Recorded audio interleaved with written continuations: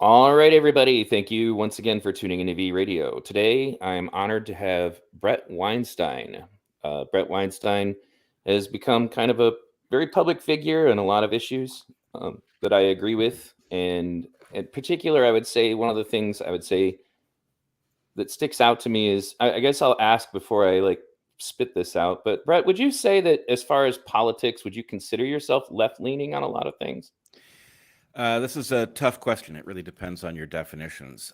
I have considered myself not only left leaning, but I call myself a reluctant radical, which is to Right. say, I believe only radical change can save us. And I would say I I try to be an enlightened liberal. I recognize that liberals tend to make an error where they see a problem to be solved and they don't see the unintended consequences that will flow from the solution. So I'm frightened by radical change, but I know that we need it.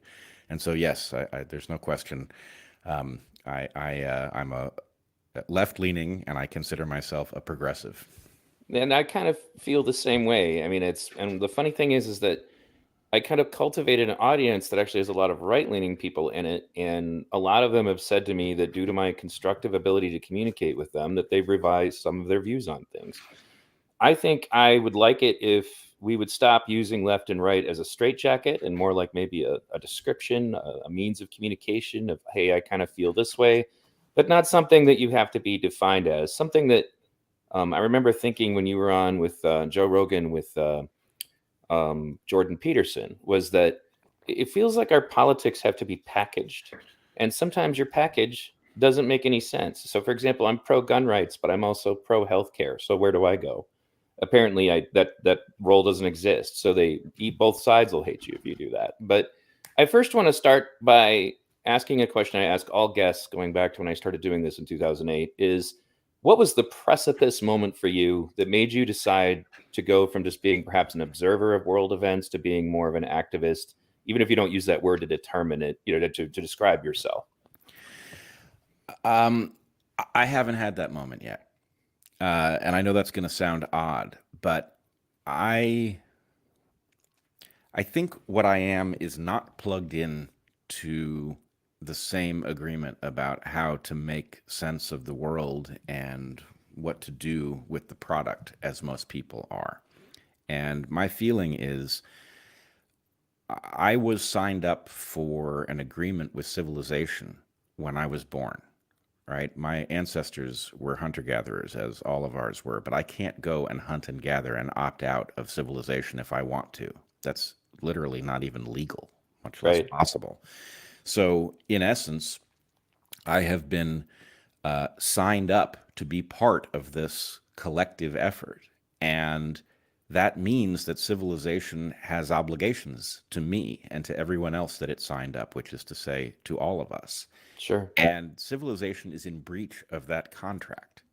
It is forcing me to do things without anteing up the prerequisites. And so, in effect, I feel like I've been drafted into a battle. If I want to be a good person and a scientist, and I want to do the kind of work that a scientist does, where I pursue knowledge, I follow the evidence where it leads, I say what it is I think I've discovered, I change my mind when the evidence leads me to understand that I had something wrong. If that's what I want to do, I can't do it. And I can't do it because something else has swept across the landscape and made it impossible. And I guess what I'm saying is I do find myself in a battle fighting for people's rights to live, their rights to informed consent, for example. And so you could call me an activist, but I would say I'm just doing what a decent person does when they discover that they're in a world being controlled against their interests. And that's a very good answer. And I actually feel exactly the same way, which is one of the reasons why I'm glad that this conversation is taking place, is that I feel that, particularly among left leaning people, this kind of conversation that's sensible is getting harder and harder to have. For example, I had great conversations with Derek Jensen about this. He said he interviewed you, and we discussed the fact that he's even now having to revise a lot of things because he got essentially excommunicated from the leftist anarchist movements just because he said controversial things like we should still have laws and prohibitions against rape, so they had to turn on him for that. And he's also like, one of the things that got us to bond was just that it seems like the left is like losing its ability to even think. And when you brought up science, that was a big part of it for me. I'm not sure if you're familiar with the work of Jacques Fresco.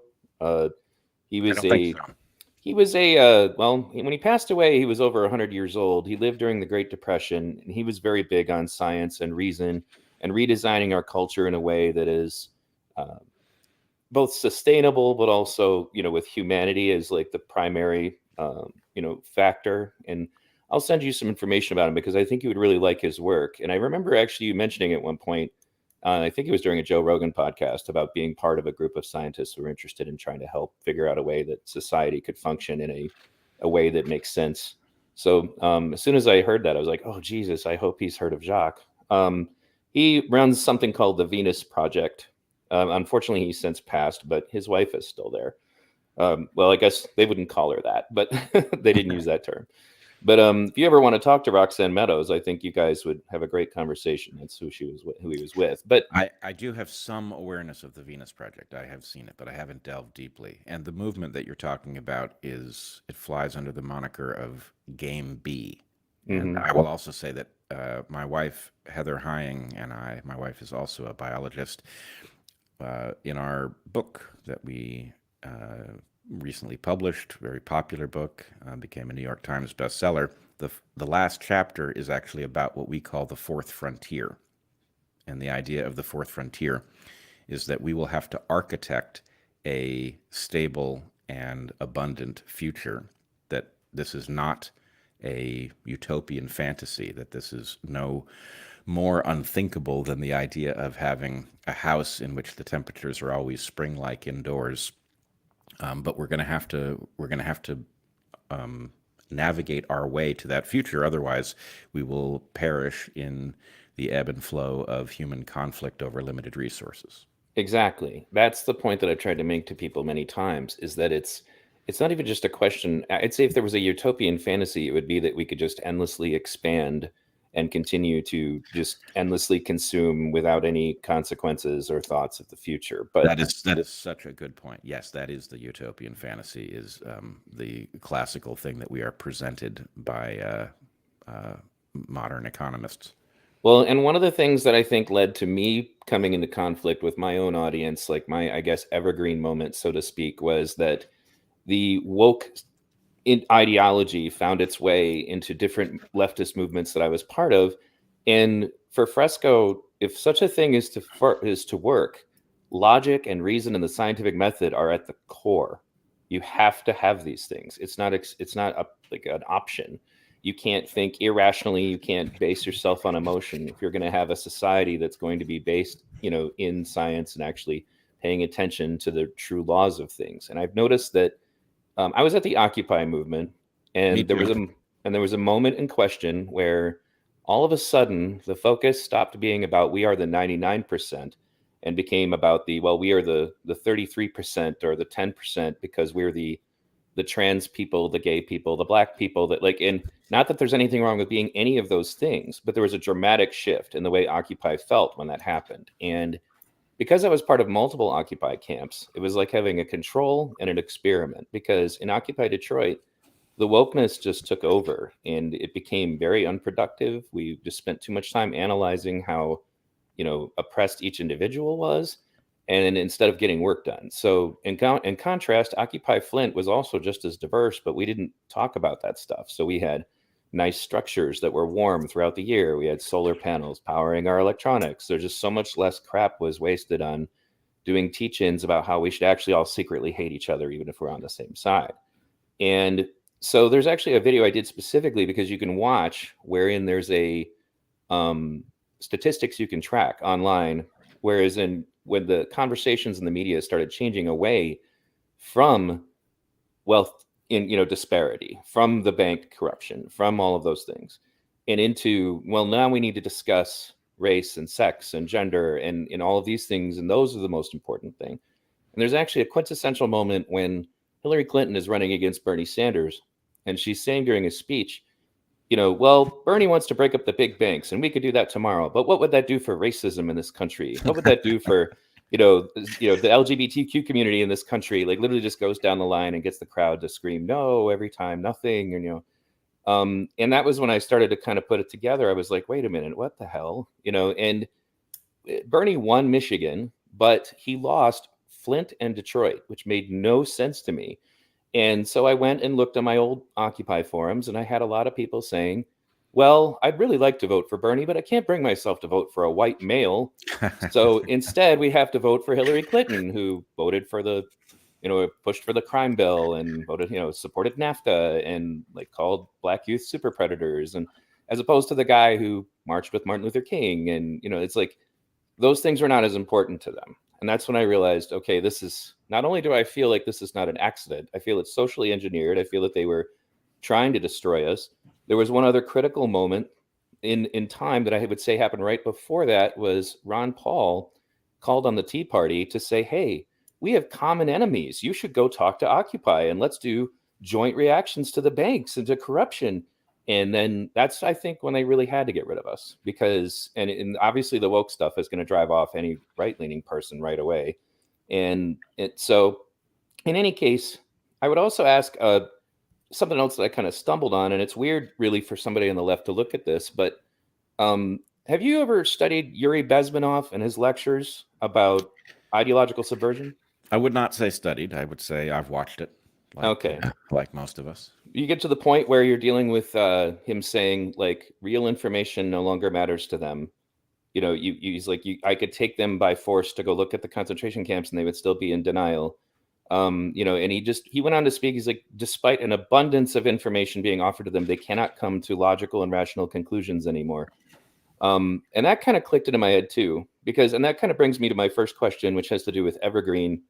And there's one specific moment in that whole escapade that I wish got more attention because I think it breaks it down to the core. But before I get into that specific moment, I would also point out, have you ever seen that slide that was put on the African American Museum of History or whatever on the Smithsonian that literally describes the scientific method, rational thinking, critical thinking as whiteness? Are you familiar with it?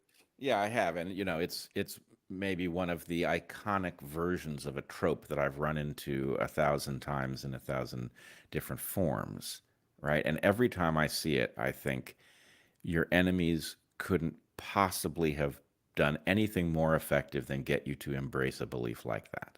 Exactly. And that brings me to a moment, and that unfortunately, when Benjamin Boyce did this, he only had audio, but it seems like it's right after some of the initial confrontations during your Inquisition, where you were just talking to a couple of students, and one of them was a female, and she was just kind of nicely trying to hear you out. And then these other students kind of figure out, wait a second, this person's not, is breaking out of the spell of the witch hunt. We need to get over there right away.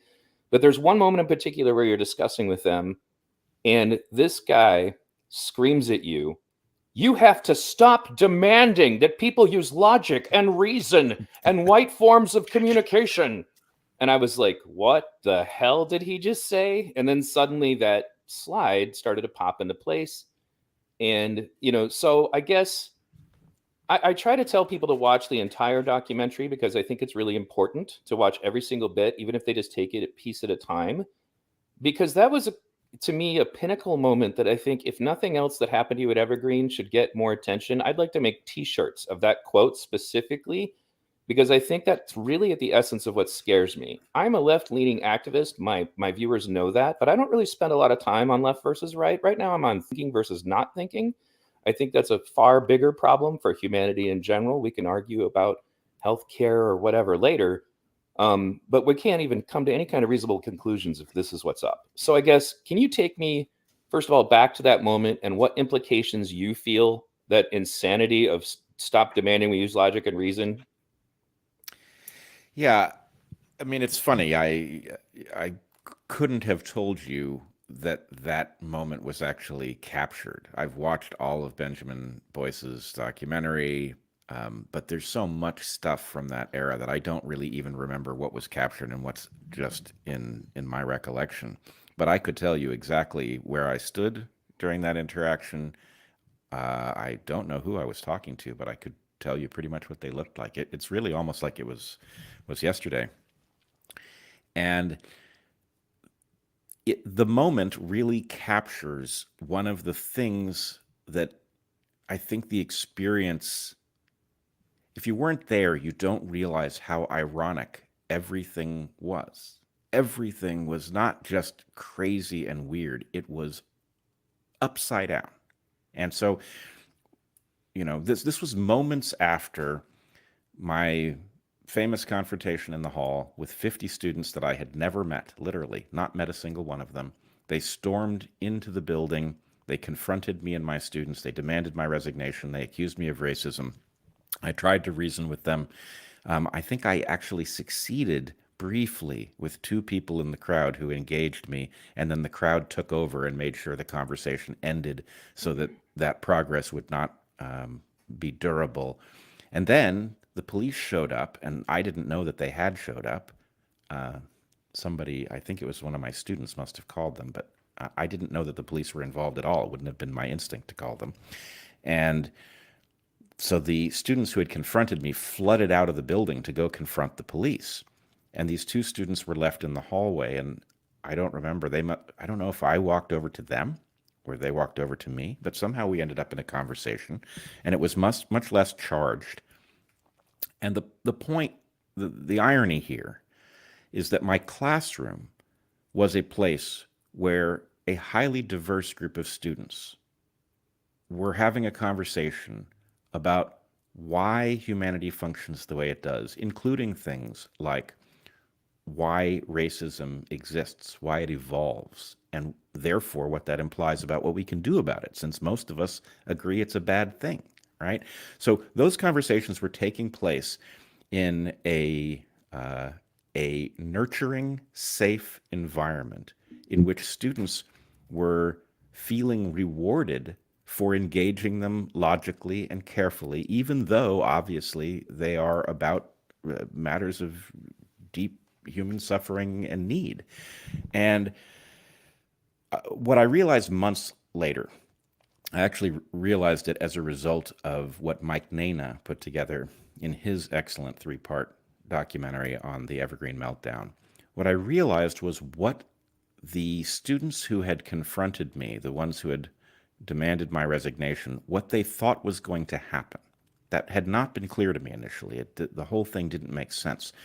They expected my students to defect. That in 2017, the idea of a bunch of students accusing a white male professor of racism, the next logical thing would be for that professor's students to start shouting about all of the wrongs that they had suffered, right? And that didn't happen because my students knew me very well, and they knew that this didn't make any sense at all. And so to a person, they stood by me and they stood by my wife, who was literally Evergreen's most popular professor. And so that conversation in the hallway was a return to the mode that had existed in that building a minute before the students showed up, right? A minute before the protesting students showed up. It was an educational context. And then this guy breaks in and says that I have to stop doing this, that, and the other. And the point is that is the other voice. And you can compare these two things, right? Which mode would you rather be in? Would you rather be in a mode where we agree racism is bad, and now let's talk about what its actual nature is with an eye towards what we can do about it? Or would you rather be shouting about how math and logic and reason are white tools and we need to abandon them and go back to other ways of knowing, right? It's a slam dunk. The winning team is the one that actually takes the best tools and figures out what to do with them, not the team that rejects those tools, right?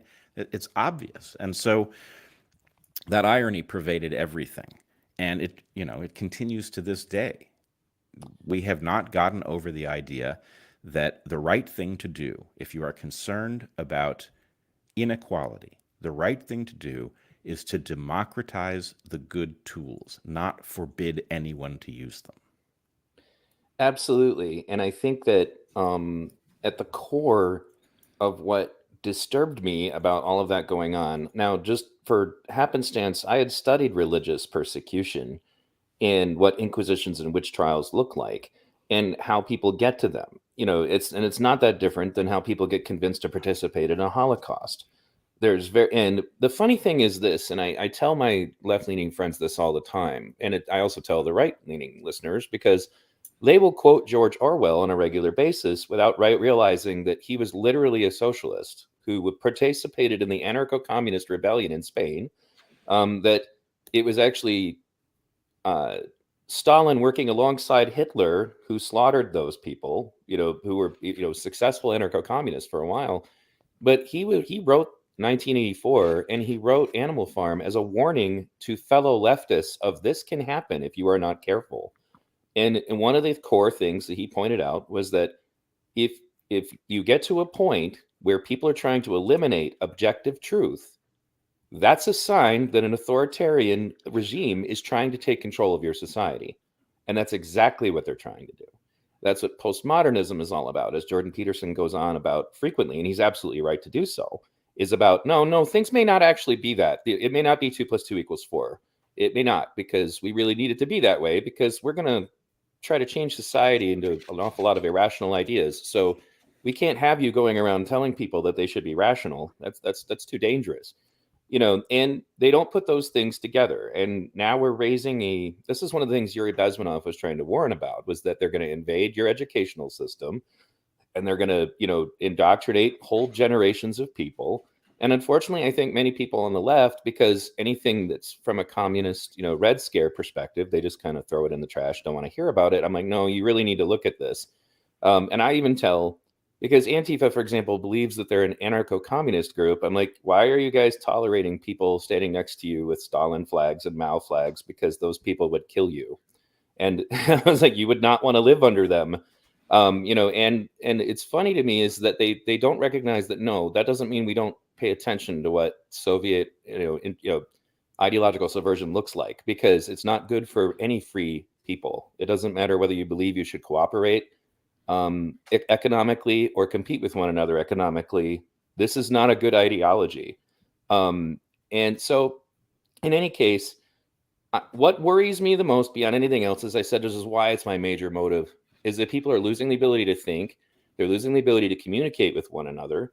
The tribalism is really out of control. And you mentioned that, people are not getting into why racism exists.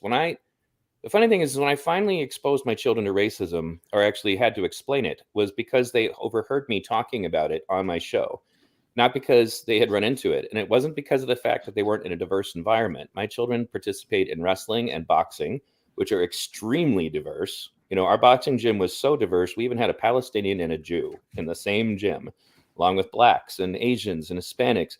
So when I finally had to explain to them what it was, they thought it was the most absurd, preposterous thing they'd ever heard. Why would anybody care? That's so stupid. But when I did explain it to them, I had them watch the film Gangs of New York, because Gangs of New York has all kinds of racism, but there's only Caucasians in the film. And it's because it was, the Irish were the Mexicans coming to steal our jobs, when they were fleeing the potato famine. I decided I was going to look at this because I'd always kind of felt sociologically that, because I had a sense when I was a little kid of sociological ideas, and it actually drives you nuts because you can see a level of social interaction that not everybody looks at. But I was like, man, after I had to get done talking to these activists, and then I go to the boxing gym, I have to spend like 10 minutes on like just turning off the crap that they put in my head so that I can go back to just, this is our boxing coach. He happens to be a black man. This is their best sparring partner, happens to be Arabic. And just turn off all of that nonsense. And I was like, it seems like there's almost a primitive, like subconscious waiting to be activated instinct to protect yourself if your group is being attacked. And you're an evolutionary biologist, so you know all about this. But I think that a lot of other people don't know about this. And so I set out to look into it, and I found, oh, well, look at this. There's science about this. And I was going to do one video about it. And then when I started looking, they were like, holy crap, there's like 30 articles on this topic of why you don't just attack somebody's in-group if you want them to stop being racist or sexist or whatever, because you're going to get the opposite reaction. And that there's a scientific principle behind it as to why this doesn't work. And I think that in addition to the fact that I also studied about riots and what they do to the local economies where they happen, and the fact that people are defending them. And I was like, I started to come to the conclusion. I was like, I don't want to be a tinfoil hat necessarily, but it almost feels like whoever is putting together all of this racial, gender, everything activism is diabolically racist. Yep. Because everything they it's want, self-sabotaging. right, would destroy the people that they're supposedly supposed to be helping. And 100%. And so I also interviewed Daryl Davis. I'm sure you're familiar with him. Absolutely. And that's a guy who disarms your racism like a bomb. And that's how it works. You humanize yourself to Ku Klux Klan members. And then they go, you know what? This is dumb. Why am I doing this? So I guess, could you give me some of because you're a scientist in evolutionary biology. Could you give some of the examples and the reasons as to why these group instincts happen in your subconscious and how people should be aware of them? Sure. I must tell you, I wish I was more skilled at this, because if I could weave together about 6 or 7 things that have come up in this conversation already, and I could show you how they relate to each other, it paints a pretty detailed picture of where we are, why we're here, and what it implies. And I just want to start, though, by pointing out your riff on left versus right. Of course, I feel a lot of that too, but I also think what we need is a better set of definitions that allow us to see that it's not like we've just gotten over left or left and right, that something else has happened, and it tells us where we are. So, in effect, the world, the cosmopolitan world, that doesn't give a damn about your race, that was a liberal innovation. Now, it has ancient roots. I mean, you'll find it in the story of the Good Samaritan. You'll find it in the Golden Rule. But the Golden Rule, which actually doesn't start with Jesus either. There's a Rabbi Hillel version of it as well. It's a discovery in many different cultures. But the point is, there's a struggle in us between two competing biological drives. One of them is to compete on behalf of our genetic lineage. That's where the racism comes from. The other is to cooperate because it's productive and to ignore things like lineage. That's where the cosmopolitan thing comes from. Liberals had this right, and they won. And it is now rare to encounter somebody who is an actual racist, if you define the term properly. If you define the term loosely, then you can find them everywhere, right? But really what you're doing is you're misdiagnosing ignorance, which is common to all of us, with racism, which is a desire for one group to win out over others. And so my point would be, we do not understand how well we've done against the idea of racism. Even people who have biases in them that are racially based don't want to live in that world. Everybody resonates with the idea of a world in which you're hanging out with people who look different, have different experiences, an interesting and diverse group of people. That's way cooler than a group of people who looks just like you. And so the point is, liberals won the battle. Conservatives are now conserving the gains that liberals won, and the left has abandoned those gains in an effort to go back to a prior world in which nothing matters more than race. And this is entirely absurd. It is self-defeating. It is cynical in many of their cases. And those of us who have understood why it is better to live in a society that is not racist, it's not just nicer. It's better. It's more productive. It's more generative. Those of us who get that have to fend this off with every tool we've got. We have to defend the world that had gotten over racism and was working on getting over ignorance. And we're not doing a good job of it at all.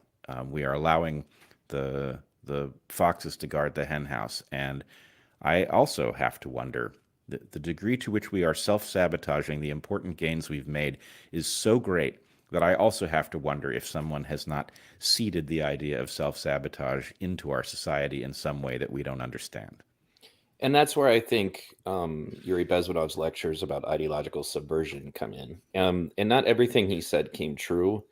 But I honestly do believe, in addition to that, you have to look at the Chinese Maoist revolution, and specifically the ideological revolution, where people are like more or less witch hunting each other for their purity. I think it's very similar. And unfortunately, for the left, again, like I said, most of them just kind of roll their eyes if you bring up anything negative about anything communist, because they assume that that means you're going down this red rabbit hole of, just the idea of sharing. This is what I would like to talk to Jordan Peterson about, is that these communities didn't fail because sharing doesn't work. They failed because of these insane, identity politics. And I think you would agree with that part, but it's Wait, like, well, I wouldn't. you wouldn't? No, I wouldn't. Oh, go ahead. Um, we now know, or should know at least, why communism doesn't work. And the answer to why communism doesn't work, if you can grok it, can actually tell you how you would get the benefits that are supposed to flow from communism built into a system that's actually stabilizable. And the basic point is sharing doesn't work because all you've said is sharing. The question is, what is the system in which things are being shared? And does the game theory support the continuation of that, or does it support parasitism? Well, allow me to clarify. Sure. More to the point was to say that unfortunately now we're in a scenario where if you even talk about sharing, that equals millions of people dying. And I think that oversimplifies what happened. Fresco, for example, would talk about sharing, but like you have to have a scientific system set up so that that actually theoretically could work. Another thing I think would be it works better in small scales. Like there's a commune, the Twin Oaks commune. They've been there for 30 years, and they have an understanding. It's a social contract that we work together to support one another, and it ends up working like we're like a family farm. The family takes care of the farm. They take care of each other. You get these families that have like the main couple probably had like 12 kids, and then they all collectively cultivate a piece of land and work on it. Do I think that you can just have insane levels of authoritarian central planning? No, I don't think that works necessarily. I guess that's where I was trying to get at. Well, so look, I may or may not be saying what you think I'm saying. I agree with you that the thing that we call communism informally works at very small scales. I mean, in fact, we all do it natively, except those of us who are really broken, right? A family has lots of socialism and communism built into it. That's part of the structure, and it works great because there is an underlying genetic allegiance that supports it, right? We don't necessarily think in those terms. It's probably not healthy to think in those terms, but nonetheless, there's a reason that it works in those groups. It can also be made to work in a small group of people who aren't closely related but agree to certain things. What you can't have is a system that actually attempts to scale up the idea of from each according to his ability to each according to his need. Because in attempting to do that, what you will do is you will punish those who contribute most and reward those who contribute least. Sure. And a system that does that rewards not contributing, and it falls apart.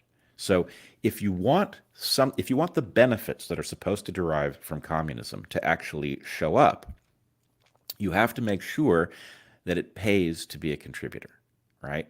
Now, I'm not arguing that the right solution is unfettered capitalism. Sure. It's a hard enough thing to define, but the point is capitalism has a strength, which is that it does tend to reward people who contribute. It also rewards people who innovate ways of rent seeking. And so I'm not defending pure capitalism either. The proper system will be a mixture of these two things that borrows from their strengths, and you won't be able to identify exactly what it is because it will be a hybrid. And it will contain things that aren't described in either of those two systems. But you have to be you're not going to overcome the game theory with wishful thinking. The game theory has to be consistent with the objective if it's going to work.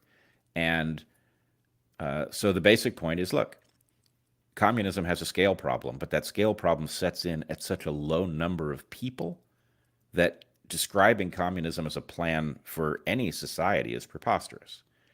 Right. And I think that one of the other elements of this that people find out, because, for example, while the the commune Twin Oaks succeeds, it's not for everybody. I think a lot of kids who are now carrying Maoist flags or whatever don't recognize that this is not sitting around and collecting a check. The crops don't plant themselves. Right. Socialism is actually a lot of work if it's going to work correctly. And there's actually stories about Bernie Sanders showing up as a young socialist when he was more into that, and people at commune slick would have to take him aside and say, hey, we like what you're talking philosophically, but we need to get back to work. Like he didn't understand at first that, okay, so yeah, we don't really discuss ideology here because we have work to do. And I think that they think that that's what they believe is going to happen, is that people are just going to hand them money and then they can do whatever they want. And that's just not how it works. And I also want to point out is that I'm not really advocating for that in so much as what I notice is that, so for even like the quote unquote democratic socialism or whatever that Bernie and them explain, which I would say is a hybrid.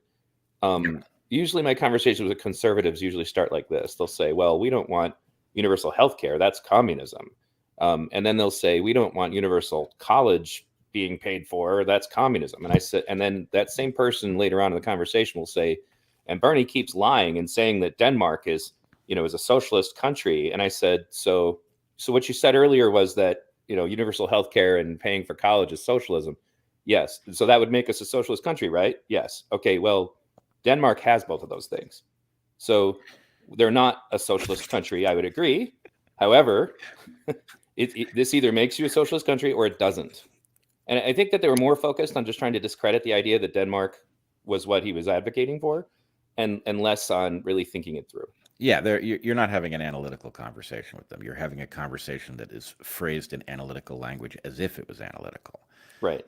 But what I would argue is, so much of this can be done well if you spend way more time than it seems like you should have to on the definitions of things and agreeing on the precepts in the conversation. So I think of communism not as a system, because I know it doesn't work as a system. It's self-unstable, right? It either has to be administered at, with the barrel of a gun, or it collapses into famine, or it evolves into capitalism, right? It just can't be made stable in its pure form. But as an ingredient, it has useful things to deliver, right? In other words, I love the fire department, right? I think it's great that if somebody I love is in trouble, that I can pick up my phone and I can get healthy, strong people who have role-played rescue 1,000 times to bail them out. I think that's really cool. And I love that everyone has it and we don't have to source it on the open market, right? That was a place where that ingredient really improved the meal. It's not for everything. I don't want the market. I don't want communism figuring out how to, to build my car. Right. I know what communist cars look like. They weren't very good, right? I think Elon's doing a pretty decent job of showing us how you make a better car, right? So the question is, where do I need, if communism is salt, and I think, hey, actually, a meal without salt's pretty rotten. Maybe I just want salt. And it's like, well, I don't just want salt. I want a meal and I want the right amount of salt in it. I don't want more. I don't want less. I want the right amount of salt, and I want it, added at the right moment in the process and all of that. So in any case, all I'm arguing is this is a question of admixture. Very often, there's lots of Pareto principle in the universe for reasons we could talk about. But the basic point is, what if you could have 80% of the benefit of communism without the spectacular collapse, right? And 80% of the benefits of capitalism without the rent-seeking and other forms of parasitism. What if you could have them in the same system, right? And the point is, people who are ideological communists wouldn't be happy with that, and people who are dyed-in-the-wool libertarians wouldn't be happy with that, but the rest of us would be ecstatic, right? It would be a good system. It would have lots of the right stuff. And would it be perfectly fair? Nope. But would it be abundant enough that the fact that it wasn't perfectly fair didn't matter? Sure, we could do that. So anyway, better definitions and a proper understanding, which often sounds like belaboring a point that everybody in the room gets, but it turns out that's not the case. All right. If you really stare at something that seems fundamental and you feel like you know it backwards and forwards, it's amazing how frequently you'll discover actually there was a nuance in that that I didn't get. And that nuance actually turns out to matter in the end. Right.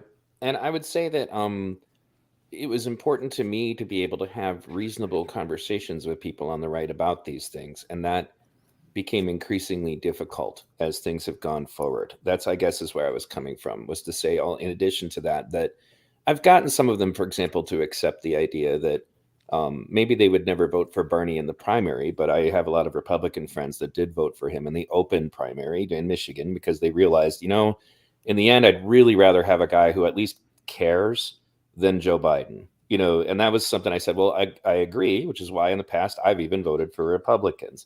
And I think that what I would like to get us to a point is that maybe we could stop being so worried about our tribal monikers. It's like, if you look at my picture, yes, it's kind of gruesome, but it's, this is beheading the elephant and the donkey. And it's because originally this country wasn't even meant to have political parties, and it wasn't meant to have, these things that you have to obey. Like these are like two different religions and political philosophy that you have to obey every aspect of. And it's created kind of an unnatural division that I almost think is by design to keep us fighting over things that they don't even really care about. The super wealthy don't care about abortion. They don't care about, just like you could just insert random thing here, but they want us to care about it because it helps to distract us.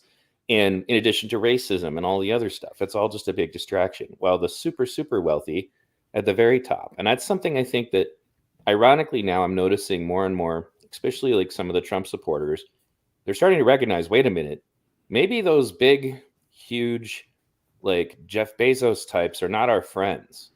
And I'm like, yeah, they're not. That's something the left is not wrong about. You guys should probably look at it, because even capitalism doesn't function right under their rule, which is another thing that Yuri Bezmenov tried to point out that doesn't really get as much play from conservatives, is that he also said the wealthy will buy the rope that they will be hung with, and that their obsession with profits can get to the point that it renders capitalism inoperable, which is how you end up with things like the recession, just vast amounts of unemployment, and then all of a sudden the radical communists have an in, because they can go, well, I got the solution to your problem. You should just come over here and listen to my version of things. And that's what basically, people tend to forget that destroying the economy in the United States was a bipartisan effort between Reaganomics and NAFTA. And that the super wealthy at the top, they don't care about middle class Republicans any more than they care about lower class Democrats. Well, I would argue, I agree that you're right. We are ironically fighting over things that we agree on. Right? Mm-hmm. If even, pick an issue that you think is the most divisive issue for Americans, let's say abortion. Turns out we actually overwhelmingly agree. Right. Almost all people, some huge fraction in the middle, agree that there's a problem with the idea of abortion in, late in the third trimester, right before birth. And almost all of us agree that there's some right to it very early that isn't the business of the state or anybody else, right? There are people who would disagree with both of those statements. But the point is, they are a tiny minority. Right. Somehow we are battling over something in which there is overwhelming agreement. And actually, as you go issue by issue, it turns out that this is true and has been for a very long time. I remember these studies being done during the Reagan administration that illustrated that actually, as much as we were sort of narratively divided, there was pretty strong agreement that it would be good to spend more money on schools and infrastructure and things like this, that higher taxes on the rich were probably a good idea, right? So anyway, there's a report, you're probably aware of it, called the Hidden Tribes Report, that actually studied this recently. And it describes this group of us who agree on the basics as the exhausted middle, right? And it's somewhere between high 60% and low 80% of the population, which isn't actually interested in a black and white version of the world. But we are being forced into the mindset of the fringes on both sides, and it's very unhealthy. And it does suggest, again, saboteurs couldn't possibly have done better than to get us focused on those kind of differences while the goods are being stolen out the back. But I would also suggest we are in a situation where we're still fighting about solutions that are like, the state of the art for, the 18th century.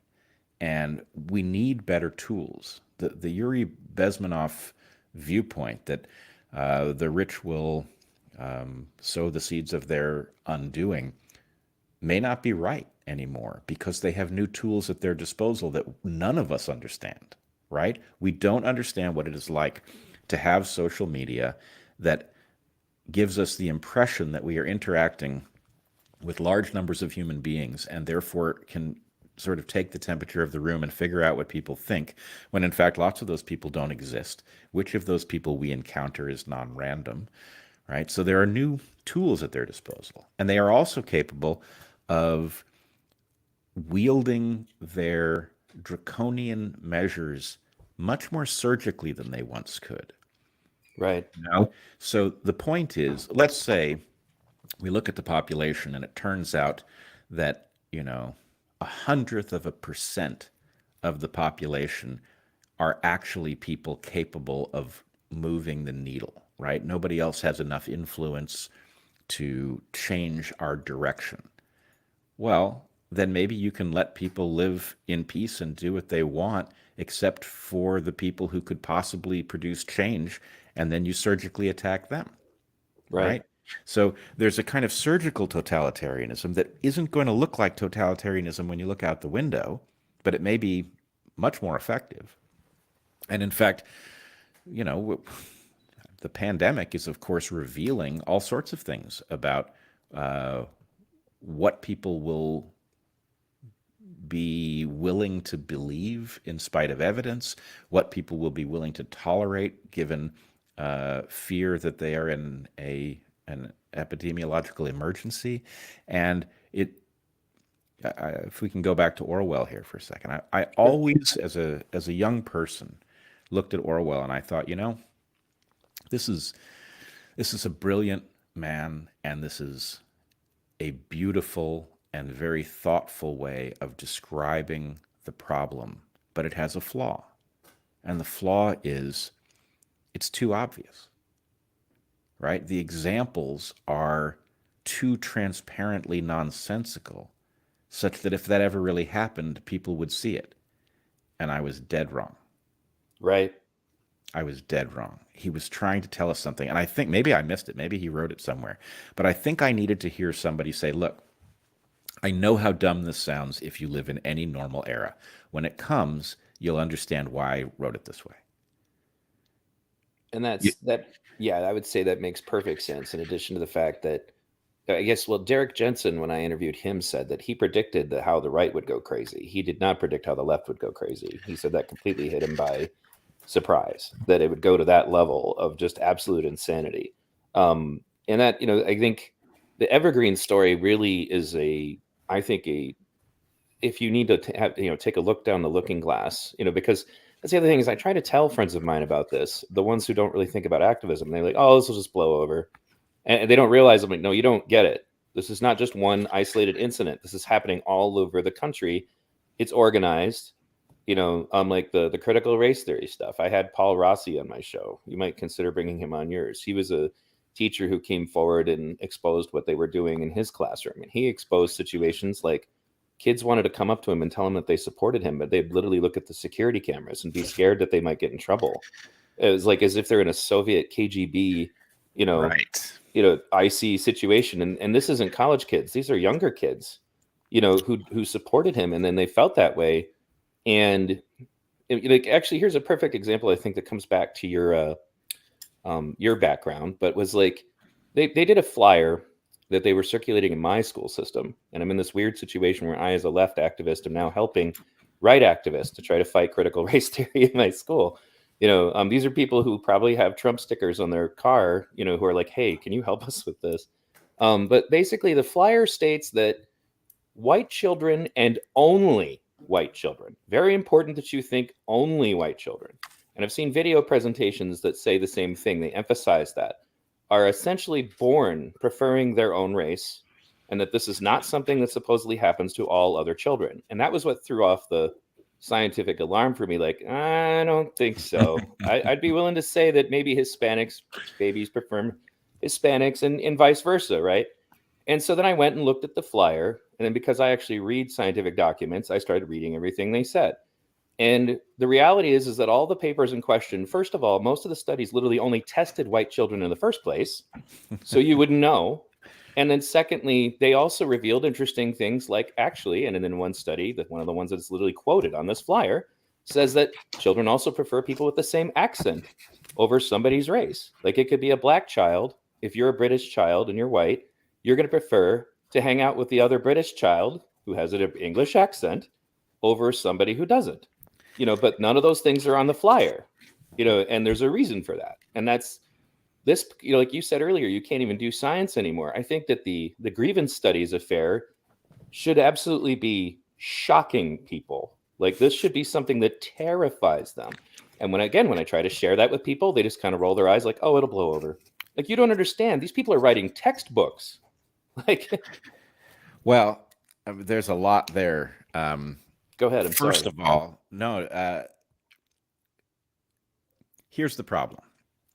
Yeah, people are wired for a tendency to compete on behalf of their lineage against other lineages. That's the Sure. most basic evolutionary form of competition. But as I mentioned at the top, we are also capable of putting aside the genetic allegiance and participating in something called reciprocal altruism, which then becomes indirect reciprocity. These are the basis for a cosmopolitan society, a race-blind society. It works even better. And so it's not that white kids are or aren't born this way, or that all kids are or aren't born this way. We're born with both of these potentials. And the thing is, the reciprocity version works so much better and it's so much more pleasant that it sells itself.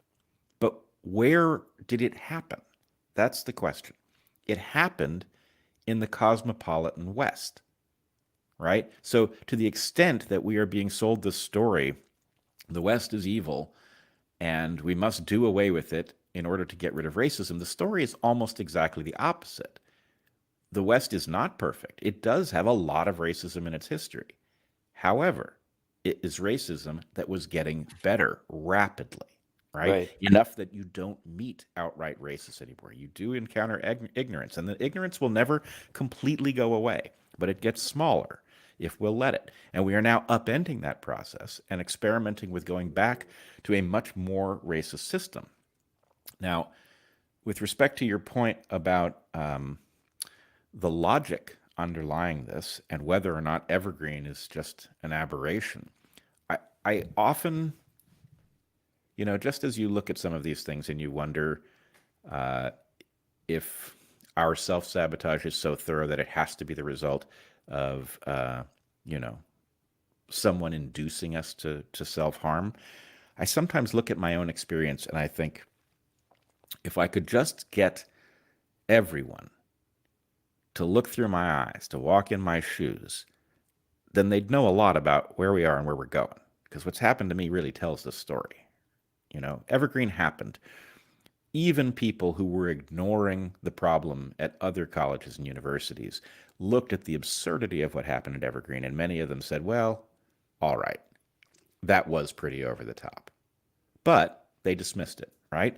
Now, as they were dismissing it, I was being invited to speak all over the world, in fact, about what had happened to me. And I was always invited to speak on the free speech crisis on college campuses. And every time I was invited, I told them, it's not a free speech crisis on college campuses. Speech is impeded as a last resort, and it's only on college campuses because that's where the battle is taking place first. This is going to spill out into society. It's going to spill out everywhere, into government. It's going to spill out into, into the courts. It's going to spill out into the market. And people, they didn't think so. And then it happened, right? The BLM riots took the Evergreen experience and spread it all over the place, and it was suddenly everywhere. And lots of people did acknowledge, actually, you know what?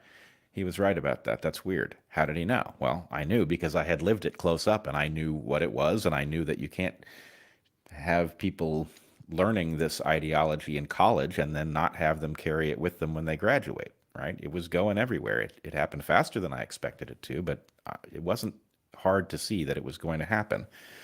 But the final thing is that, okay, so it went from college campuses, maybe a minority of college campuses. It then globalized and became about every interaction in society. And then it switched topics. And this is the thing that I think people haven't figured out yet, is that much of what is going on surrounding our response to the pandemic is actually exactly like wokeism in its mechanism.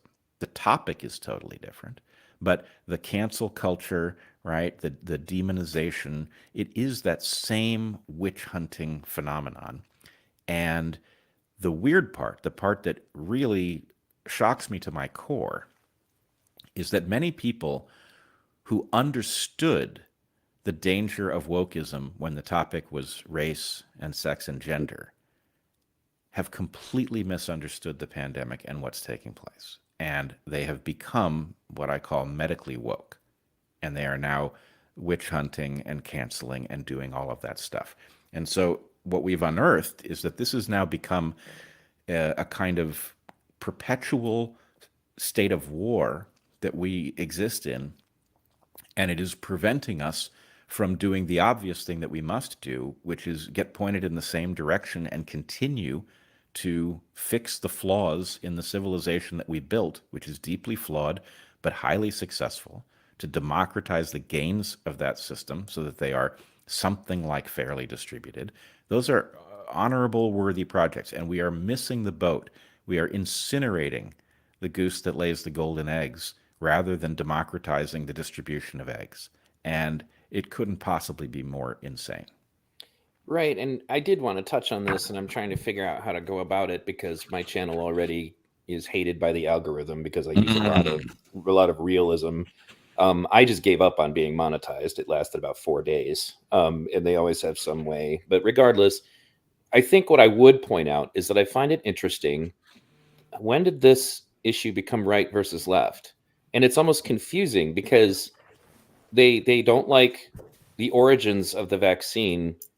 It's being almost associated with Biden. And I'm like, but he's not the one who got this done, which is why now they're talking to Trump and he's trying to tell people, no, go ahead and take this thing. Yep. It's, and whether or not that means you should or shouldn't is not what I'm getting into. It more has to do with now the right is confused because their hero is not saying the same thing that is currently being said in the right. And that's what I was kind of just, looking once again as a left-leaning independent, going, wait a second, what are you guys upset about? Like, he was pushing for this because he was trying to protect capitalism in the United States. And he's the one who wanted you guys to take this thing because he didn't want to be locked down. Whether he was right or wrong it's an example, I guess, of what I mean about how the tribalism can suddenly change reality right there in front of them. And I think the right has come to a point where they don't think that happens to them. That only happens to the left. I'm like, no, here's an example. So go ahead. Well, there's a tremendous amount of hope potentially in the observation you've just made, because Joe Biden is not the answer to any known problem. Right. Trump, unfortunately, is the answer to exactly one known problem. He was the answer to the duopoly problem. He proved it could be beaten. He's very dangerous, though, because of, his personal idiosyncrasies, right? And so the fact that he did successfully beat the duopoly caused a lot of interest in him over on the right, because he actually, was not under control. But I always looked at it like he was a third crime family muscling in on the action of the two established crime families. And, at one level that could be entertaining, but again, it's not really a solution to anything important, right? It's just a different, you're paying protection to someone new. And anyway, my point would be the most vibrant place politically, I thought, for the years following the Evergreen meltdown was the place where the anti-woke left and the center right gathered around a shared awareness that nothing was making sense. Right. Right? That the DNC, the blue team, was upending the natural positive functioning of civilization in pursuit, it said, of some sort of fantasy of equity, but a nonsensical one. And so anyway, the anti-woke left and the center right were effectively rallying to protect liberal principles that were won Right. by past generations of liberals. And that was actually quite a good thing. But there was also a lot of people on the right who were just reflexively anti-blue because they could see the defects of the DNC vision of the world, but they were blind to the defects of the MAGA world. Right.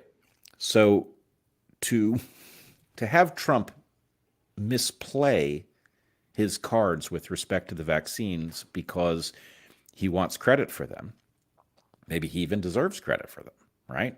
I don't think credit for them is a positive thing, but maybe he wants it, and that's waking people up. I think the best hope we have is that a coalition of dissidents on the left and the right realize what is at stake, where we are headed, and effectively engineers a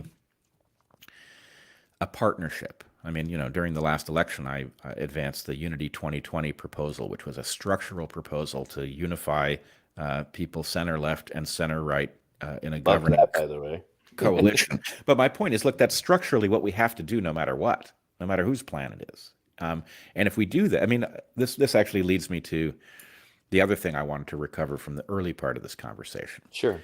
I now find myself in, I mean, not only partnership, but friendship with people on the right who 15 or 20 years ago, I would have thought of, I really like the idea of enemies, but I would have thought of them as very much the opposing force. And what I find is that they're not. And the reason that they're not is worth pondering. And I would argue, given the right circumstances, given circumstances that are perilous enough, you can put aside almost any difference, right? What do Tucker Carlson and I have to differ over? At the moment, we both know that the country is way off track and it's headed into extremely dangerous circumstances. Right. Why would I want to battle him over what level of investment we should be publicly making in, education when, the ship is on fire? So the point is, it is natural. All of the things that people say about, I think left and right is no longer a useful distinction. Maybe yes, maybe no. But it's not really that it's no longer a useful distinction. It's that things are so bad that it is not operative at this moment because we have much higher priorities, right?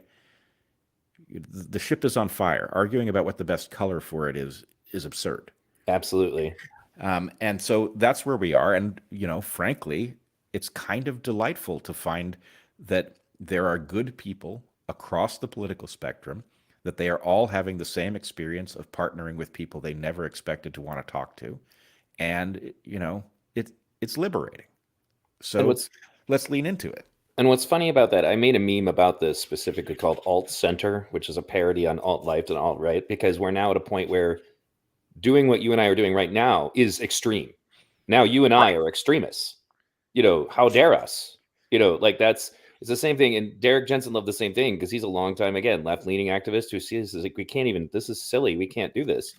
And I think that it's important also, though, that if anything, there needs to be a home for people who do still feel, left on a lot of things to be able to interact with each other. Because one of the things I commonly interact with is that people who like my work, because I call out the left a lot, they will privately contact me and say, thank you so much for your work on, say, the Kyle Rittenhouse documentary I made. Because I didn't know what to think about that. And then after I watched your critical analysis, I totally get it now. But they have to do it privately, because if not, the Inquisition is coming knocking. And I think, Yeah. what are we going to do to fight it? Well, there's not, and it's funny is like, in order to fight it, first of all, we have to be able to gather somewhere essentially and share ideas and have an identifier. Well, at the same time, also, however, not throwing up another wall to talk to reasonable people on the right. I think like one of my favorite, I guess, as close to mainstream media in its presentation that I like is Crystalline Sager on Breaking Points and previously on The Hill Yep.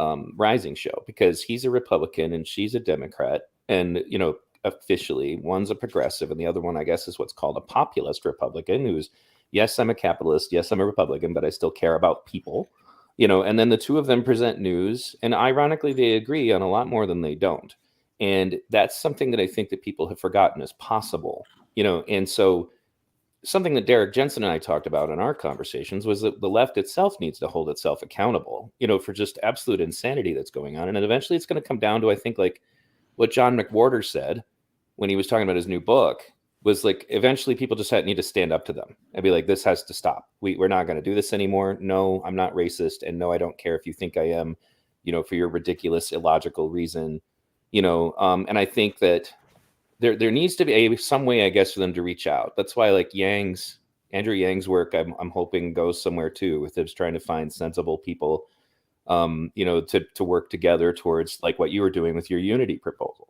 And I think that the alt-center meme should be something that we joke about consistently, because at the end of the day, as silly as this is, people say, well, why is your audience so right-leaning? And I'll tell you why. The reason is that if I go over there and say, hey, we don't agree on a lot of things, but, I do agree with you about these things, they're fine with that. If you show up at Evergreen State College and do that, they're going to like effectively try to, socially kill you. Mm-hmm. And that's only because they can't get away with physically killing you yet. That's the direction that it has. And that's why I'm so glad that this conversation happened. There's another moment when you were talking with Jordan Peterson and Joe Rogan that I took and I clipped out, and unfortunately I need to find it again, but where you guys kind of recognized, because I would say you lean left and Jordan leans kind of right, and then Joe is Joe, but you're like, well, we have to have a certain degree of safety nets, and even Jordan agrees with that, or because our capitalism just, you can fall through the cracks and then you're at this bottom. When I was at Occupy, there were a lot of former blue collar conservatives there. It wasn't just like hippie kids. And like, a lot of them literally were former GM workers. I mean, we're in Detroit, or Flint, and a lot of them, like, they did everything you're supposed to do. They started new businesses, they got educated, and there was still nowhere for them. And that was the thing I would say I would bring up next, is just this weird thing that's going on, is that people will get driven right, like think that they have to abandon a bunch of other ideas that they have because they don't like wokeism. So you don't like woke nonsense, so therefore now you've abandoned your views on healthcare or whatever. It was like, those things don't have anything in common. But it comes back to that package I was telling you earlier. In those packages, you could be pro-gun, but pro-welfare, but we're conditioned to believe that you can't do those things. I guess kind of vomited a little bit there, but go ahead. No, that's great. Yeah, the idea that there's a slate of things that naturally go together that obviously don't naturally go together is the indication that you need to do a better work to figure out what you believe, and you have to stop persecuting people for dissenting on some view, right? Or dehumanizing them even. Right, that's what we should be doing. But look, again, I think this comes down to an issue of, do you have the toolkit to have the conversation, right?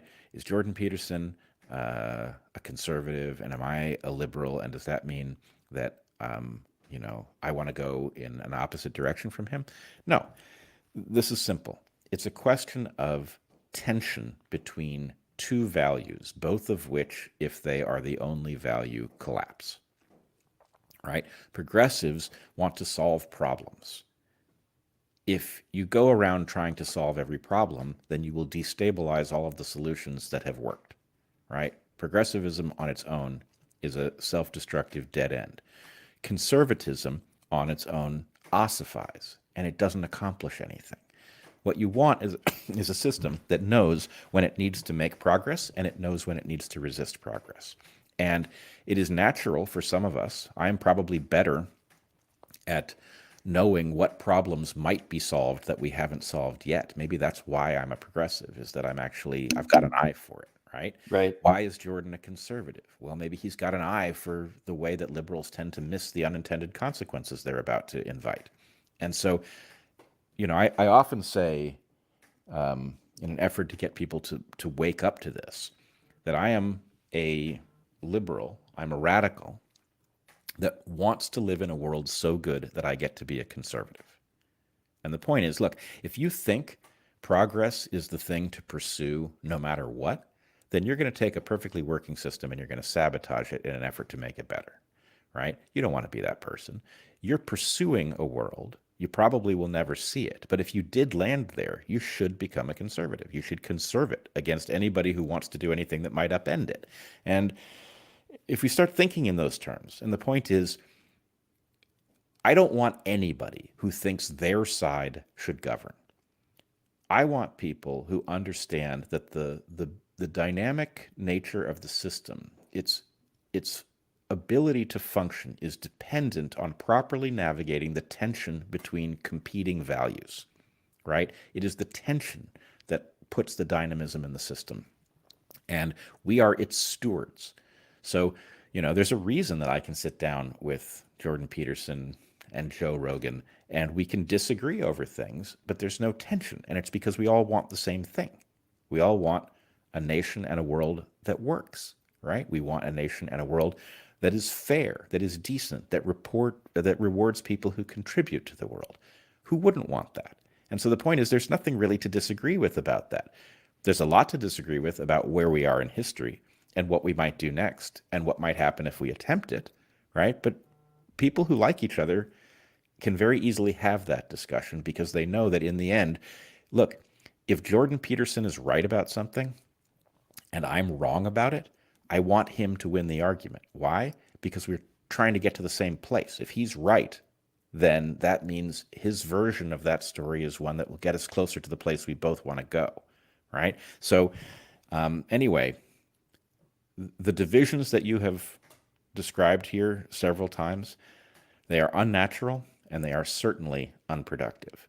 And if people can get over them and stop thinking about how defective their detractors are. Now, some of your detractors probably are defective. There's some bad people out there. But most of the people you disagree with aren't that way, right? They've just seen something very, very different, and you're probably both wrong. And if you could figure out how to talk about it productively, you'd both walk out smarter. So that's what we should be doing.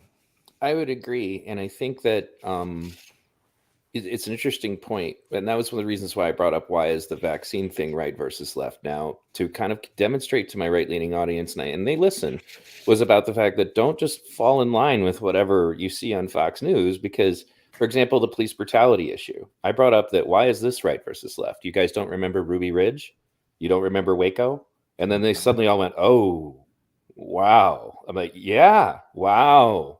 And there's a moment during the Waco massacre where they literally put Rodney King, we understand, up on their wall with a sheet, as a kind of a message to everybody that they understood, and that really bridged some gaps. And I think that we've been told, no, you need to line up with your tribe.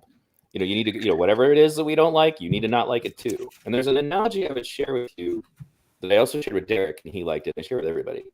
Politics has become like 6th grade volleyball in gym class.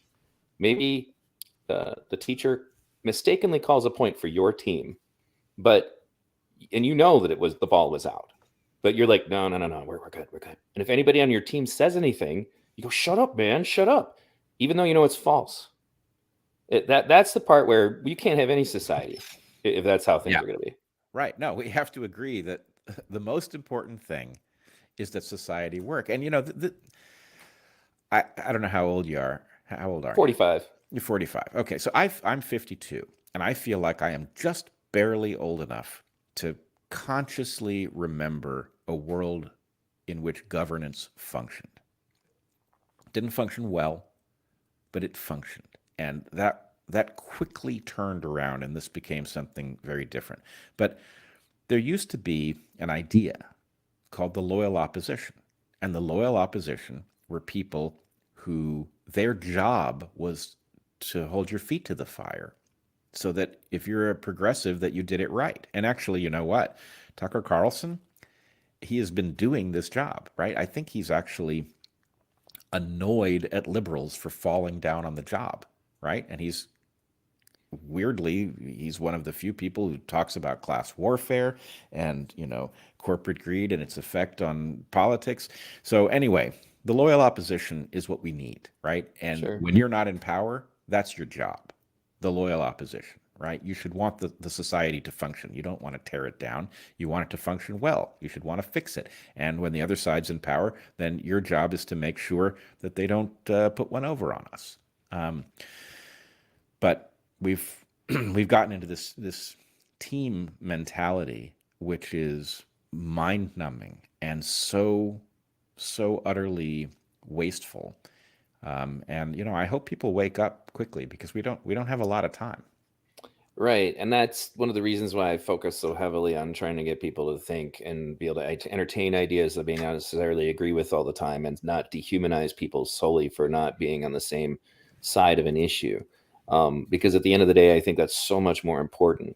And it's not just about whether or not, and unfortunately, I think it's actually the goal of some of these people, particularly really shallow-minded anarchists who literally just think, oh, well, that's the goal. We need to unravel society. And what they don't, I think it's like when I deal with police brutality people who want to defund or abolish the police. I grew up in the ghetto, and I'm like, you guys don't seem to get it. Like, they're not even the authority there. Like, the cops in those neighborhoods, you might have an hour or so before they even show up. I'm like, that's, and Derek pointed that out, was that, because he had a guy on his, his show at one point that was an expert on saying he wanted to get rid of police, but he pointed out that the police are not even the most well-organized authoritarian structure in the ghetto. It's not, and they have some really ignorant ideas about how it would work. One point that because like I don't know if you followed what happened at the Wee Spa, but A little bit. I work with a lady named Mary Todd, whose job it is, essentially for her anyway, is to expose what Antifa is up to. And so a lot of stuff that's going on at the Wee Spa, Antifa shows up and starts beating up soccer moms, over the issue of trans rights. But like literally in the same city of LA, in MacArthur Park, MS-13 murders trans people and beats them brutally. But Antifa's not there. Mm-hmm. They don't go do anything about that. And I think it's because they know it's going to be vastly different than, quote unquote, fighting cops who've been ordered not to shoot them. It's going to be vastly different, than fighting, even just other right wingers who are showing up with pepper spray. It's going to be a very different environment. And they're not. And I brought that up once in an Antifa forum, and they banned you immediately because they don't want to hear that.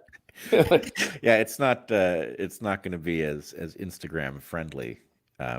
Yeah, so I can certainly understand why they would shy away from that fight, preferring more symbolic stuff. But damn, look, the abolish the police thing is a great way to just see the problem, right? Yes, we all know there are lots of bad cops. Cops commit a lot of crime. It's very hard to prosecute bad cops.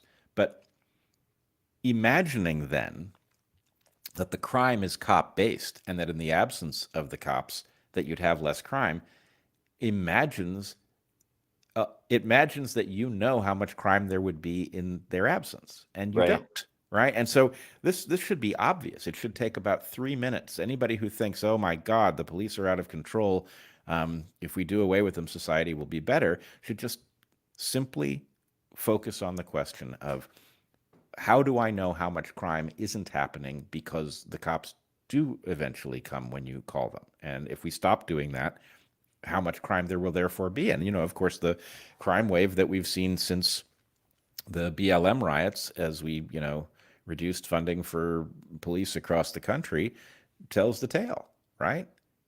So again, the answer is, yeah, bad cops suck. Let's fix that problem. But abolishing the cops is just an insane proposal based on a misunderstanding of what the problem is and why.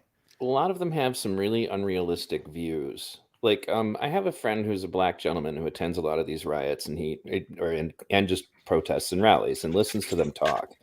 And I said, what kind of people do you tend to run into who want to abolish the police? He says, well, they tend to come in two varieties. And I said, well, what are they? He said, one, people who are utterly naive about crime, who have no idea what they're talking about, never been shot at. He's like, they've literally been told absurd things like that there's just as much crime in the quote unquote white neighborhoods, but they're under policed. Like he's like, they have no idea. Like, he's like, they've never even, he's like, what did he say? He said, he says, they think they know the hood because they may have driven through my neighborhood once to go to a rock concert or a club. And I said, what are the other group of people? And he's like, criminals. Yeah. I was like, what do you mean? He's like, as in people I grew up with who are lifelong criminals. Of course, they like that idea. And then he pointed out, because he watches my videos, he's like, has it ever occurred to you when you were researching your Rittenhouse documentary that the 4 people he randomly ran into that led to that incident were all lifelong criminals? He's like, of course they want to abolish the police. Yeah, sure do. Right. And it was kind of mind-blowing, and I kind of already suspected it, but he just confirmed it because he's black and quiet, they'll say a lot of things in front of him that they won't necessarily say in front of other activists. And it broke down what I kind of already suspected, is that a lot of these kids have no idea what they're talking about. Like, they don't get it. When in an Antifa forum, they tried to argue, because I literally say to them, I'm like, what are you going to do when the cartel shows up? Because they're already, by the way, paying attention to these places with abolished police. Those FBI's already found, for example, they've taken special interest in Portland and stuff because they know they'll be able to get away with a lot more. And they said, well, what do you think we're going to do? Do you think us Antifa militants are just going to stand down? I'm like, no, I think what's going to happen is you're going to get your butts kicked because those people cut people's heads off. I'm like, I was like, you guys, you don't get it. Yep. No, it's absolutely right. And, the same dynamic, I don't want to get you in trouble, but the same dynamic. Go ahead. I'm actually not against talking about it as saying, the funny thing is everybody's talking. Just go ahead and say it. Everybody is talking about it. Some of us take more crap over it, but the same thing is going down in public health COVID space, right? It's like this pandemic has turned so many otherwise intelligent people into useful idiots of pharma. Right. And people have no idea because, frankly, they don't have enough experience with how academic science works.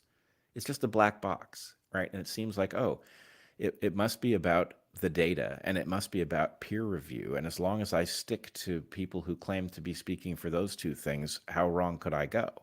And it's like, you have no idea how wrong you could go because you don't understand how good pharma is at this game.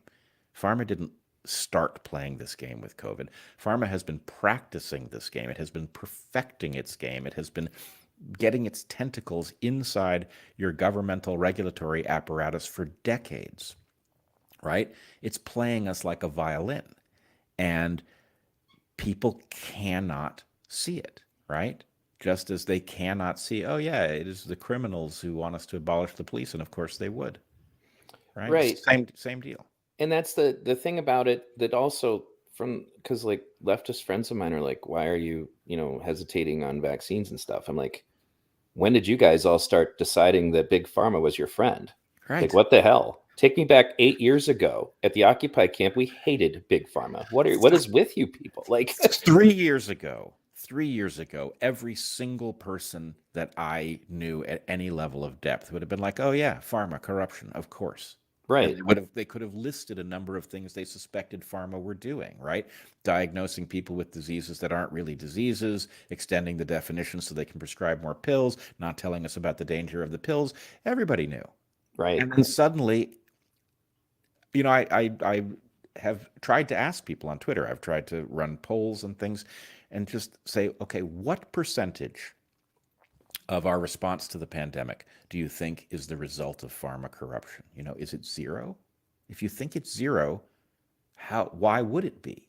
And if it isn't 0, then isn't it incumbent on you to start figuring which parts of what we're hearing are actually reliable and which parts are actually us doing self-harm because it's profitable for these corporations? And somehow it just it doesn't click. You're not allowed to talk about pharma corruption in the context of COVID for reasons that are utterly mysterious to me because it couldn't possibly be more relevant. Well, right. So we all said thalidomide was bad, but this isn't. This could never be, couldn't possibly be. And that's actually, I mean, I guess now that we're going down the rabbit hole a little bit, I actually unsubscribed to Sam Harris because of what he said about you specifically. I haven't unsubscribed. Well, because I paid for it, occasionally I'll still listen, but I do too. But the thing is, it's unfortunate because I think he's also kind of a left-leaning guy who's not absolutely nuts, but like he compares you to a 9/11 conspiracy theorist. Yes, he does. And then he brings on an expert to try to argue with you. And even the expert said, for example, ivermectin could work. We don't have enough information. And I was like, so in other words, the guy he brings on supposedly to argue with you, even he kind of acknowledges that we can't say that this can't possibly work. And he also made similar uncomfortable comments about whether or not natural immunity is enough. Yes, well, and that very expert, who I must say says an awful lot of things that are perfectly inconsistent with what I believe is an informed understanding of the dynamics of the epidemic and the pathogen in question, Eric Topol. But Eric Topol is also literally the boss of Christian Anderson, who is the scientist who effectively led the cover-up of the lab leak, right? This is the scientist who, behind closed doors in his email, said the genome of this virus looks inconsistent with natural evolution, and then publishes a paper claiming that natural origin is the obvious right answer and that anything else is a conspiracy theory, right? Eric Topol is his boss, and Sam Harris is putting him on to talk about our public health response. And frankly, okay, that was months ago, but we've had a lot of time now to look at how effective the public health response is. And, you know, they will, of course, blame the quote unquote unvaccinated for the failure of it, but it obviously isn't the unvaccinated. You can look at Gibraltar, which has more than 100% vaccination rate, more than 100% because they vaccinate people who come to Gibraltar for the day, right? They haven't controlled the pandemic. The vaccines are incapable of it. And if you think about what you know about vaccines in general, just your own basic knowledge from what you've experienced, you can tell these vaccines are garbage, right? What vaccine requires you to be revaccinated every 6 months? Right. What vaccine doesn't stop contracting the disease or transmitting it, doesn't reduce viral load, right? This is obviously, I mean, look, I'm not arguing that they are not technologically impressive. They are, but they're prototypes, right? This is not ready for prime time. And the idea that we are to be denied every single other tool to control COVID, that we will be propagandized into believing that all of the drugs that we have discovered that actually do work if given early don't work. And what's more, we're not going to be allowed to use them in order that we have only one tool, no matter how feeble that tool is. This is nonsense. And you know what? It just so happens to be exactly the story that you would tell if you were Pharma trying to sell a product that wasn't any good. You would drive every other product off the market, and you would get government to wag its finger at people who didn't want the product. You would get government to buy the product for them, right? This is Pharma's wet dream. Right. Exactly. And that's something that everybody from my generation of the left would absolutely understand. You know, like, these companies are not your friends. You know, like thalidomide is just one of the more extreme ones. It's like, how many times, and I often joke with people about this, these commercials, they list the side effects of whatever it is that they're doing. And like, one of them can literally say, you know, if you experience, you know, dry mouth, blah, blah, blah, blah, blah, blah, blah, blah, or death, stop taking this. Like, as in death can be a reason to stop taking this. I'm like, well, they're probably motivated to stop taking it. Yeah. When they're dead. You know, I was like, you guys don't understand that these people like are playing around. Like, and that's the reason why it exists. Like, you know, kind of a mild sideshow, but my daughter is a wrestler, or was. She sustained a severe concussion, and they don't really understand concussions. So the way they treated my son's concussion was drastically different than the way they treated hers, in a span of like 5 months of difference at the exact same clinic. And now she has essentially permanent concussion symptoms. And I'm almost entirely confident that it's because they did stuff that was just, even some doctors I talk to now are like, what? They did what? You know, for example, just to give you the mild specifics without getting too far, my son was told no video games, no homework, just chill out, don't do anything for like a month. He completely recovered, 0 symptoms. My daughter was told, no, homework's okay, video games are okay, screen time's okay, and we're going to do all of these exercises to intentionally cause your symptoms, in the understanding that if we do this, eventually your symptoms will come longer and longer and longer away from when we do these things. So I guess they think like they're desensitizing you or something to this. That's what they did to her. I can't prove that that's wrong. And unfortunately, I think the truth is that in many cases, those doctors don't even know. So now they're conducting active experiments on people with this condition. And I think they've literally ruined her life. She's since developed neurological problems. She has a horrible sleep disorder. She developed juvenile fibromyalgia, which is extremely rare. And the only way to treat it is to give her drugs that kids are not supposed to have. And these are all examples of things that I think go on in the medical industry on a regular basis. And I don't, the thing is, I'm not an anti-doctor person, but at the same time, there was no outlet for me to discuss that with anybody. I couldn't say, what's going on here? Like, that doesn't sound right. And my initial reaction to the doctor was like, are you nuts? Like, there's no way, because it's so different than what we just did, like literally 6 months ago, and I think that this is similar to that. I think that they're playing around. And in addition to that, it's easier to forget that, well, why wouldn't they have an incentive to say you need to take this thing 5 times? Right. And, this is the thing. People probably don't know how I ended up on the side of this issue that I did. But Heather and I, when the pandemic began, we basically took a studio that we had off-site and built it into our house so that we would have a place to broadcast from, not knowing what lockdown was going to look like or how long it would last. And we started doing live streams every week. And because we're biologists and therefore we're evolutionary biologists, so we have a toolkit that is relevant to things like pandemics and viruses, we just started looking at the evidence of what the thing was and figuring out what it implied about how you might improve your odds against it, right? So we basically were trying to figure out how to go into the world to source food and not get the disease. And at first everybody thought it was transmitted on surfaces.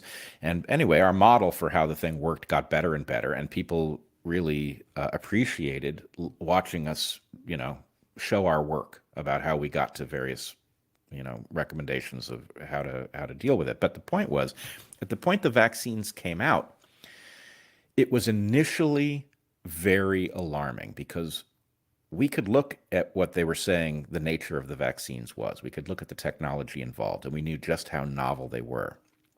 And then we could look at them saying how safe they were. And the answer is, I can tell you with 100% certainty that you don't know they're safe. You couldn't possibly, because the point is, it's a novel technology. You're injecting it into a complex system, and it's actually, you're interfacing with 3 separate complex systems. You're interfacing with an immune system, which is a complex system, inside of a person, which is a complex system, inside of a society with a pandemic, which is a complex system. And so you don't know what's going to happen. The nature of complex systems is there are cascading effects that you can't predict. And so what you can say at best is, we have not detected harm in a short-term test. You couldn't possibly know what the long-term implications are if the things only existed for months. And so when they were saying, oh, these things are very safe, we were saying, sorry, you can't know that. At 10 years, you'll know how safe they are over a 10-year period if you collect the data. If you don't, you won't even know that. And the point was, so we were waiting for something in terms of very long-term side effects to emerge. And we were delaying our own vaccination because the longer you wait, the more likely you are to detect a signal that something is off. And then, of course, signals did start emerging. And that was a wake-up call, because the reaction to the obvious evidence that there was quite a bit of harm was not to say, well, okay, there's quite a bit of harm, let's compare it to how much good these things are doing and see if it still makes sense. The answer was, no, it's perfectly safe. Any impression you have that it isn't is false. And if you insist it isn't false because it's based on evidence, you're a bad person and you're actually causing the pandemic and you're dirty. And it's like, oh, wait, that wasn't a very long trip before we got to these tropes that are usually showing up right before a genocide, right? You're calling people dirty for noticing things. So in any case, that experience of hearing them tell us that these things were safe when you could be absolutely certain that wasn't true that causing us to watch carefully and see, well, how harmful are they, right? Does a signal of harm show up? And then to watch signals of harm be just absolutely denied, and people who point to them silenced, really was a wake-up call. Right. And that's, these are all things that I think kind of point back to what the core of this conversation was about, which is like, for example, when I did the Kyle Rittenhouse documentary, I went into that kind of under the assumption that somebody probably went crazy and shot a lot of people. And what was fresh in my mind was that Black Lives Matter activists had just kicked a guy in the head, like in Portland, like right before that, brutally. And I was like, eventually somebody's going to get sick of this and they're going to shoot someone. So that's what started my project. Once I started to get into it, this is why this is relevant, I promise, is that people had radically untrue beliefs about what took place. Like whether you believe he should have or should not have done it, they still have and they still, to this day, I'm still informing people cross state lines is nonsense. Whether or not he crossed state lines with a gun is not even in question anymore. They actually got rid of that in court like months and months and months ago. Like you guys are still talking about this. And then I think one of the eye-opening moments for me beyond anything else about how bad the media was for this sort of thing was people going on Twitter and going, wait, he didn't shoot any black people? Yeah. Like I was like, what the hell? Like, because I just stopped. I almost never watch mainstream media unless it's for a very specific reason. I didn't realize just how bad it had gotten. And then I turned on MSNBC and went, oh my goodness, this is bad. And that I think plays into what you're saying, because the same thing is going on when it comes to conversations about that issue. And you can't even have a reasonable conversation about it. And people do get very personal about it, just like everything else. I just avoid talking about it with certain friends of mine, mostly because, and I'm not usually someone who's willing to do that, but if my friendship with somebody is important enough, I go, they're not going to get it. Maybe a few years from now, maybe they'll get it. But at this point, it just wouldn't be productive. And that's, again, something I reserve only for very close personal friends of mine. Like for my audience, I tell them straight up, it's okay if you don't agree with me. I'm going to say what I feel about this issue. And I want my audience to be a group of people who can say, this is what I feel about this. It's okay if you don't agree with me. That's what I think needs to happen more. Well, I will point out that this has now happened several times, but people will remember when the concept of horse dewormer suddenly showed up in their experience. And the thing is, for those of us who were talking about early treatment and ivermectin and the promise that it had for controlling the pandemic and for managing the disease in people who had contracted it, there was a week in which suddenly every screen erupted in the claim that what we were talking about was horse dewormer, that it was dangerous and people were ending up in the hospital, that gunshot victims were being denied care because there were so many overdoses, right? It was all of this. If you were looking at the ivermectin subreddit, you watched the subreddit descend into madness as I don't know how many trolls, hundreds, thousands of trolls began posting at first utter nonsense and then really grotesque anime cartoons, and the point was this: if you were paying attention to the question of ivermectin, this looked so unnatural, right? It had to be coordinated. And there was just a question like, okay, they decided to derail ivermectin. There was a moment at which they pushed go on something, some sort of an initiative to derail it by demonizing people who were talking about it, mocking them, putting false stories in the press about overdoses, right? It was obviously a campaign, right? It implied a PowerPoint presentation. Right. There was a PowerPoint presentation in which somebody must have said, here's how we're going to deal with the ivermectin problem, okay? First of all, people are, they need to have driven out of their minds the idea that this is a Nobel Prize winning drug that is as safe as any medicine that we have available to us, right? They need to see it as reckless. They need to see it as backward, and it needs to be associated with things that are grotesque, right? So anyway, obviously, I've never seen that PowerPoint presentation, but I certainly saw the outgrowth of it. And if you weren't paying attention to ivermectin, if ivermectin was some loose concept, maybe you'd never heard of it, maybe you'd heard of it in passing somewhere, then you only caught a glimpse of that campaign and you thought what you were seeing was news, or you thought what you were seeing was the smart people ridiculing the dumb people who just didn't get it, right? And those two things looked very different, right? It was unmistakable that there was some well-financed something that decided this is the week we do away with this from the public mind, right? This is the week Right. we make this impossible to discuss. And once you understand, okay, there's a force out there, it's doing that. Some people actually, I mean, how many people know what the Trusted News Initiative is or a Gavi, right? These are organizations that, partner government with pharma, with big tech. Right. And that's where these things come from. But if you're not paying close attention, you just think, oh, finally, what's happened is the absurdity of people who are talking about this remedy that doesn't work has finally, reached a point where everybody knows it's a joke. Right. And it's like weapons of mass destruction in Iraq. It Yep. completely reminds me of the exact same energy.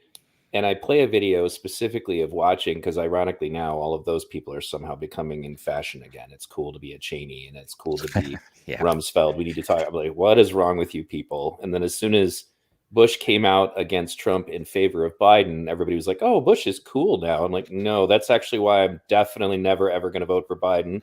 But the point is that people are not aware that they can be manipulated in this way. And they always kind of distance these kinds of huge hoax kind of things that they do in just enough propensity so that people forget the last one, and I would agree with you wholeheartedly there.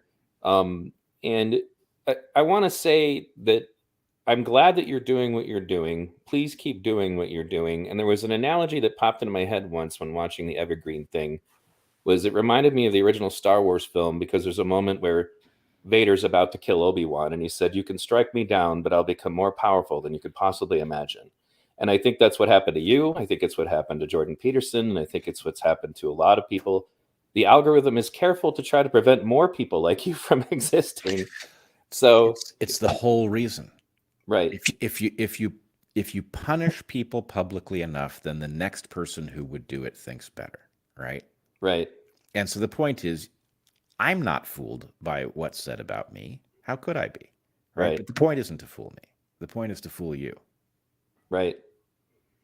And so I guess, first of all, I want you to take a moment and tell everybody about your work so that they can get an opportunity to check out your channel. I mean, obviously, my subscriber list is considerably smaller than yours at this stage. I used to have a big podcast, but I gave it up because I was focusing on my kids when they wanted to get into sports. But tell them first of all about why should they go to the Dark Horse podcast, and what are they going to see when they get there? Well, the Dark Horse podcast is an odd phenomenon. My wife and I do live streams generally on Saturday. They're incredibly popular, surprise to us, but it's wonderfully rewarding work. We joke around and talk about all kinds of stuff. There's lots of talk about COVID. Sometimes we talk about animals and evolution and politics and whatever's on our minds.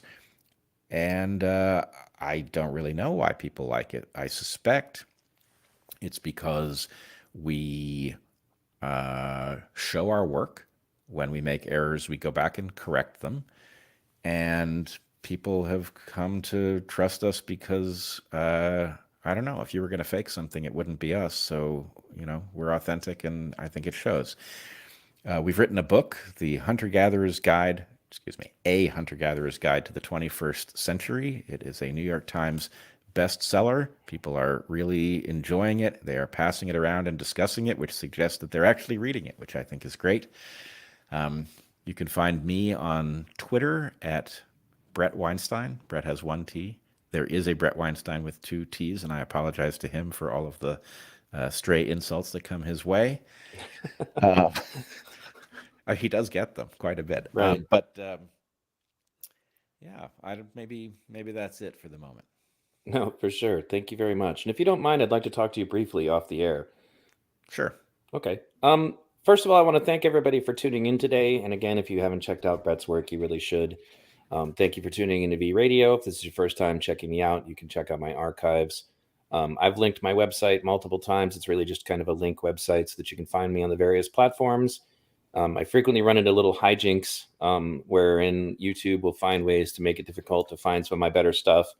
I just did a stream, for example, on why people don't want to work. And in that stream, I revealed some insider information about what it was like, and this is relevant to you too, Brett, about what it was like to be a quote unquote essential worker in the beginning of the pandemic when we thought this thing was going to be super deadly. And those of us working at restaurants were told we were not allowed to wear masks and not allowed to wear gloves because it might frighten away customers.